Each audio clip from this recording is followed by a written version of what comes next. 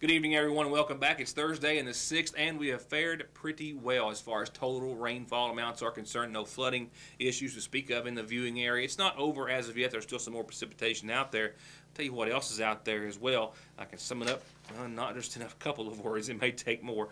We're looking at a beautiful weekend after we start to dry out tomorrow. We're talking about some more showers and storms next week, and then we're talking about another cool down, and this one much more than the brief one that we are seeing in the forecast today. Yeah, we've got some air that is way ahead of schedule rolling in, not before some showers and storms, some clouds, some sun, and a whole lot of other things to get through. But mind you, right now it is, of course, low pressure that is setting the stage, and we'll talk more about that precipitation and any issues. We are under a flood watch for the time being. I'll update your forecast as it needs to be on an hourly basis in just a few moments. Headlines tonight include just a little more than an hour, or maybe two, I guess, after it began today, well more than 100 people from McGoffin, Johnson, and a host of other counties had visited the multi-agency event in Johnson County. Allison Grimes arrived just about the same time I did. We'll speak with her in just a few moments.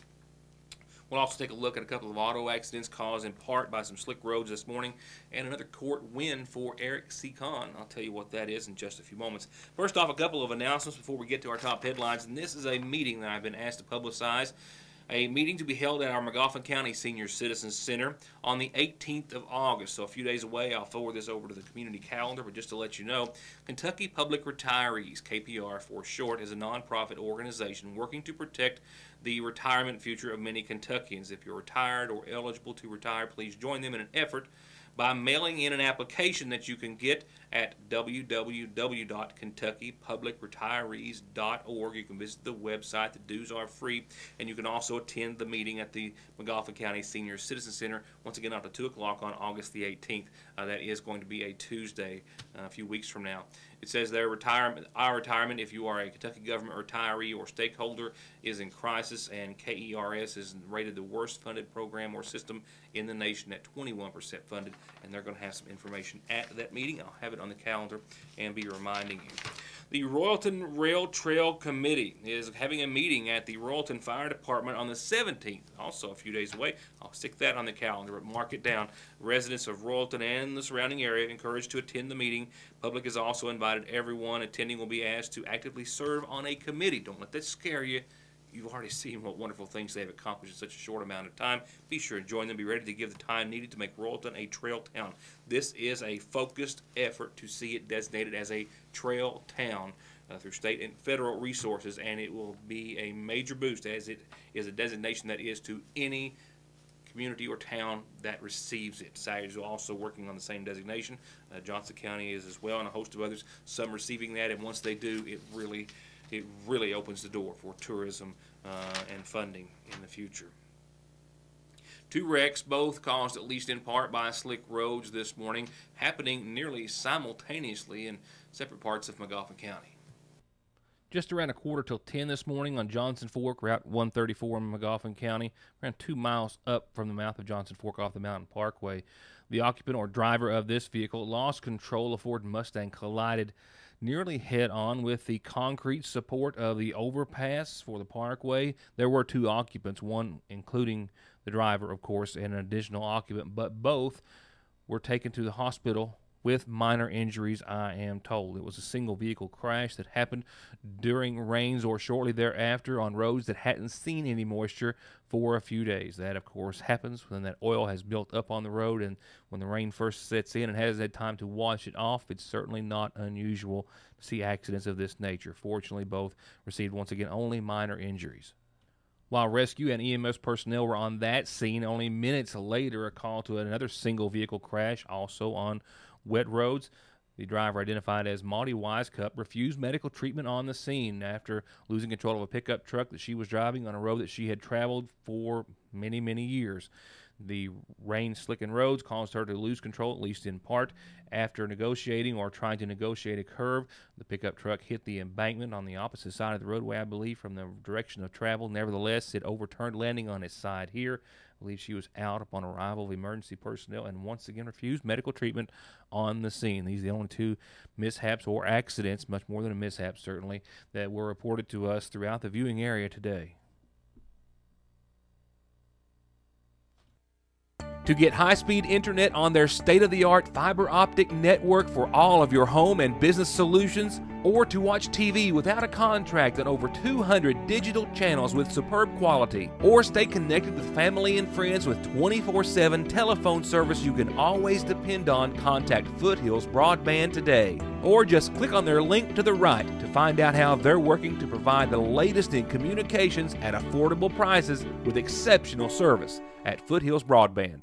From the state and local level and other entities being represented today, a multi-agency event was a great success and of great benefit to a lot of residents, not just from Johnson County, which was the hardest hit, but for all other counties which saw some sort of issue with flooding or that type of situation, as it was weather related. Magoffin being one of those, Rowan County, of course, and those counties were just among some which had residents come to the agency event earlier today. Also in attendance was Secretary of State Allison Grimes.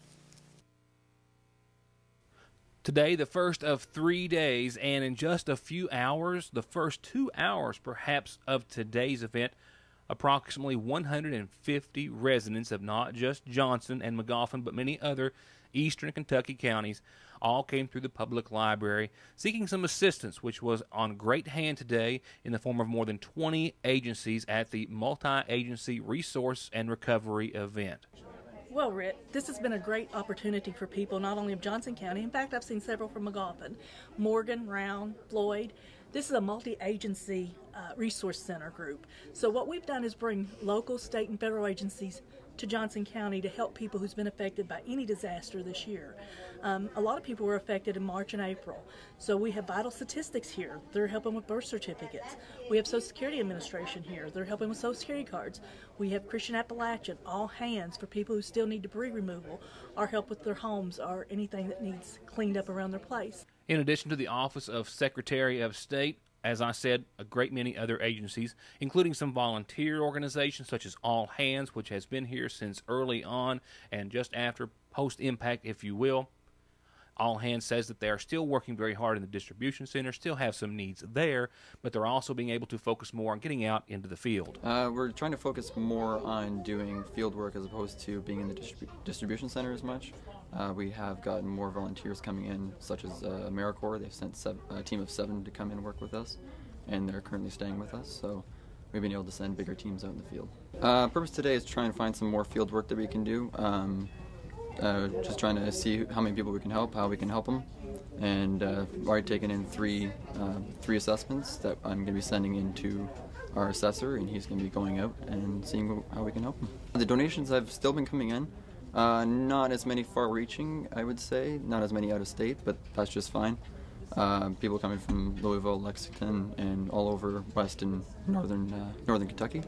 Rutledge says they have a good supply of bleach, paper products, and water. They are in need of bath towels, hand tools, such as shovels and wheelbarrows, and bug spray. While also bringing supplies and services to today's event, Allison Lundigan Grimes, Kentucky's Secretary of State. Well, just as in 2012 when tornadoes struck eastern Kentucky, and earlier this year when we had horrible ice damage that ravaged eastern Kentucky, we're here on the ground trying to provide assistance to businesses as well as to survivors of the recent flood, and it's bringing services from Frankfort directly to the citizens right here in Johnson County. And as best I can tell, we've been in Powell seeing the damage that has occurred there from the flooding, and we'll tour especially Flat Gap here in Johnson County. It's going to be a long recovery process. This is just a beginning step, and to tell the people here in eastern Kentucky we're here for them. We have agencies from all across the Commonwealth that have come to lend a hand, whether it be for businesses or for survivors. We've had about 150 people through here today. This is going on tomorrow from 10 to 3 and on Saturday from 9 to 2. We have 22 agencies here, and they're not just giving you paperwork. They're actually doing things. They're actually answering your questions and providing you with support. Red Cross is here to do intake and meet with clients.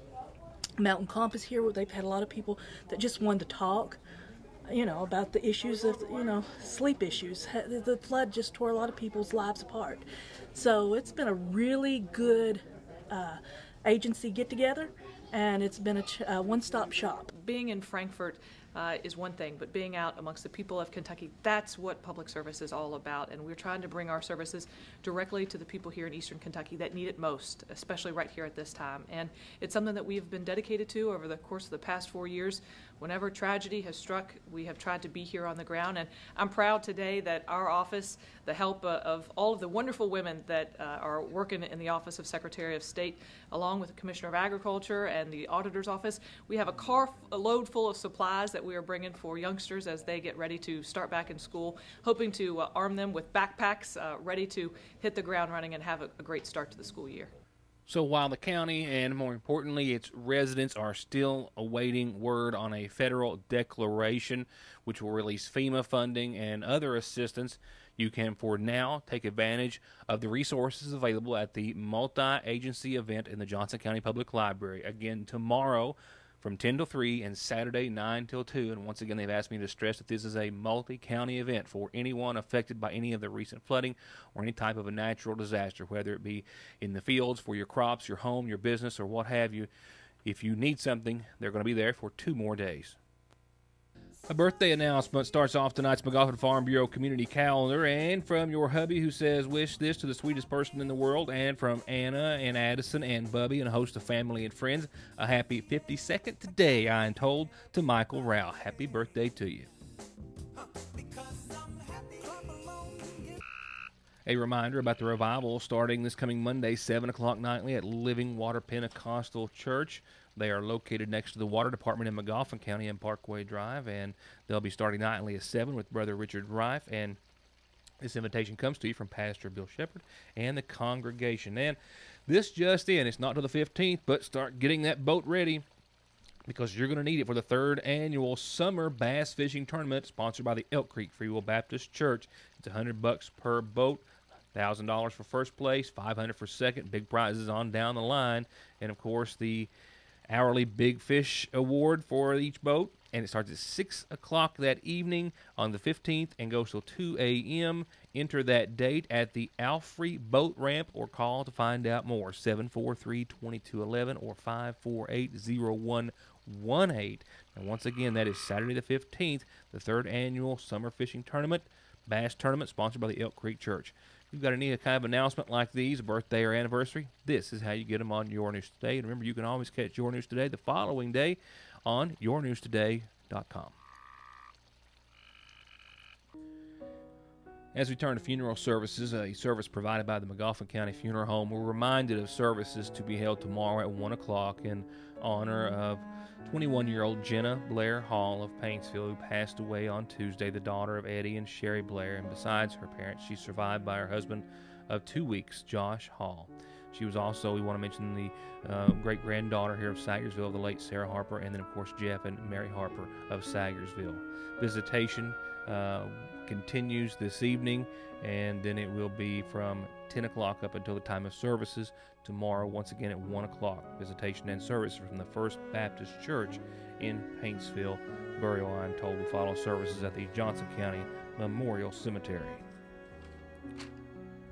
47-year-old Jeffrey Lee Porter of West Maple Street in Sagersville passed away on Sunday at his home, the son of Roger and Rita McManus Porter. He's also survived by his companion and best friend of 25 years, Mike Bailey, of here in Sagersville. Services for Jeff are going to be held tomorrow at 1 o'clock from the chapel of the Northcutt & Son Funeral Home in Moorhead. Burial will follow services in Moorhead, but the family is welcoming friends this evening at the Sagersville Funeral Home, and then again tomorrow from 11 till 1 at the Northcutt & Son Funeral Home in Moorhead. And we've learned of the passing of 83-year-old Geraldine Arnett Adams of Sagersville, preceded in death by her husband Marvin Ray Adams. She's survived by her son Wes Adams and daughter Angela Ray Patrick. Services are to be held in her honor this Saturday at 2 at the McGoffin County Funeral Home. Burial will follow at the Bluegrass Cemetery. Visitation will begin tomorrow afternoon, after 3 o'clock, and then up until services, which once again start Saturday afternoon at 1 in honor of 83-year-old Geraldine Arnett Adams of Sagersville.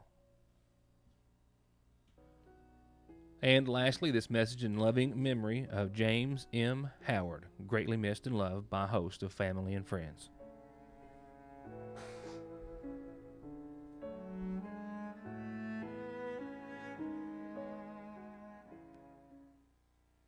To get high-speed internet on their state-of-the-art fiber optic network for all of your home and business solutions, or to watch TV without a contract on over 200 digital channels with superb quality, or stay connected with family and friends with 24/7 telephone service you can always depend on, contact Foothills Broadband today. Or just click on their link to the right to find out how they're working to provide the latest in communications at affordable prices with exceptional service at Foothills Broadband. Another win today in court for Eric C. Kahn. This coming just days after a federal judge, Amul Tapar, dismissed most but not all, with the exception of 2 charges in that case, one for conspiracy and one for defrauding the government against Kahn, saying that the other charges in that case lacked enough evidence. Another judge now has also made a dismissal in Kahn's favor, this as it pertains to one of the wrongful death lawsuits against him. Floyd County Circuit Court Judge Thomas Smith said that the law supported a request by Kahn that this wrongful death lawsuit against he and his office be dismissed. The lawsuit filed by the widow of one of Kahn's former clients, one of the many hundreds of individuals who received letters about losing their Social Security benefits. They were restored, but around the same time, Emma Burchett says her husband, Leroy, took his own life on June the 1st for that very reason. The judge said that Kahn had no way of foreseeing Mr. Burchett's suicide, and that during the testimony, Burchett's wife testified that she could not have foreseen the same tragedy occurring. Therefore, neither could the attorney. An attorney representing Miss Burchett and the estate of Leroy Burchett, Ned Pillersdorf, says he is planning on filing a motion to request a vacation of the dismissal. Now, during all these court proceedings and wranglings, Kahn has not been charged with a crime and maintains his innocence and has denied any and all wrongdoing. Time to wrap it up with your Licking Valley RECC forecast, and we have fared well. Rainfall amounts, I've got 1/4 of an inch of rainfall throughout the day here at the studio. I know some of you watching picked up more, but none of it has been what was at least maybe possibly expected for some areas due to low pressure. Yes, parking and hanging out over the viewing area, not going anywhere anytime soon. With that said, we will continue, as you can see, to see some showers, maybe a few light storms over the course of the evening. No severe weather threat, a flood watch in effect for some folks, but not to the degree that we will see any major complications, I don't believe, from any additional rainfall. We will see some, but it will be light to moderate in nature for the most part, for most all of the evening. Right now, in the 6 o'clock hour, I'm at 77, and that temperature is falling. I expect it to fall down to around 65 tonight. Clouds are going to go nowhere tonight, and that 80% chance of showers and storms, as I said, is pretty right on. As you saw, we've got more coming. Nothing real heavy in nature right now. We'll continue to see some showers and thunderstorms, I think maybe for the early part of your Friday, but we're talking mainly by noon. Otherwise, mostly cloudy skies throughout much of the day. They'll linger well after a chance or two of some showers and storms in the morning. But once again, that's only 30%, and that's mainly before the noon hour tomorrow. Things will start to dry up and clear up by Friday evening. We'll have partly cloudy skies. We'll have a low tomorrow night of 64, and then we'll have some nice recovery in the shape of your Saturday and Sunday forecast. We're talking mostly sunny, low to mid 80s, 84 or so on your Saturday. Nighttime low still in the low 60s. Very, very, very, very nice. Partly cloudy skies late that night. That's all there is to speak of on your Saturday. It is just going to be nice. We've still got tonight and a little bit of early tomorrow to get through, but definitely the first half of your weekend, followed by just as nice of a second half, 84, partly sunny. Clouds will start to increase late Sunday night, but don't let that worry you. It's going to be a nice latter half to your weekend with a low of 67. Now, those clouds late Sunday night are rolling in ahead of the next chance of a rainmaker. Even though we'll see partly sunny skies at the first of next week, accompanied with that, we'll have about a 50% chance of some showers and storms on your Monday. Mid-80s are still going to prevail, but not for long. We've got another front rolling in. And what it will do to that 85 on Monday, that low of 67, even though we'll see partly sunny skies on Tuesday, we'll fall back 4 or 5 degrees, and then that'll be the tune again after that as well. As temperatures will slowly fall down to maybe the upper 70s by Thursday of next week. we've got some cool air rolling in and conditions that really don't scream August at all. But for now, focus on a wonderful weekend ahead. That's my time for tonight. Thank you all for being a part of the program. We'll see you back here tomorrow, wrapping up this week of Your News Today. Couldn't do it without you. Thank you for being a part of the show, and have a good night.